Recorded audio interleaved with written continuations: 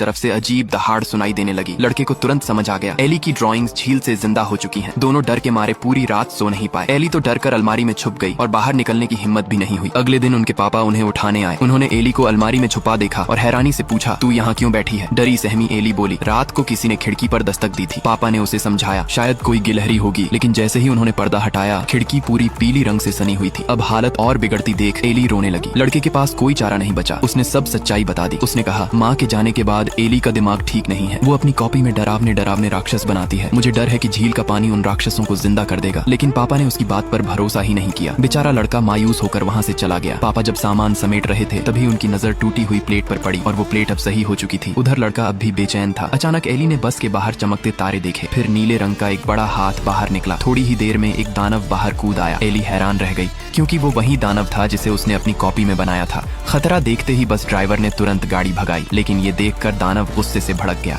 उसने पूरी school bus को धक्का देकर मक्का के खेत में गिरा दिया। गनीमत रही कि खेत ने बस को संभाल लिया और बच्चों को चोट नहीं आई। लेकिन दानव यहीं नहीं रुका। वो बस के चारों तरफ घूमने लगा। लड़के को सब समझ आ गया। ये दानव कहाँ से आया है? उसने एली से पूछा, इसे भगाने का कोई तरीका है? एली बोली, गाना गाकर इसे सुलाया जा सकता है। लड़के ने तुरंत एक तरकीब निकाली। उसने फोन निकाला और उस पर लोरी बजा दी। कुछ ही देर में दानव की आंखें बंद हो गईं। रुक जा बेटा, मुझे देखकर इग्नोर मत करना। आज जो भी इस वीडियो को लाइक करके चैनल को सब्सक्राइब करेगा उसे 2 घंटे में खुशखबरी मिलेगी। ये मेरा वादा है।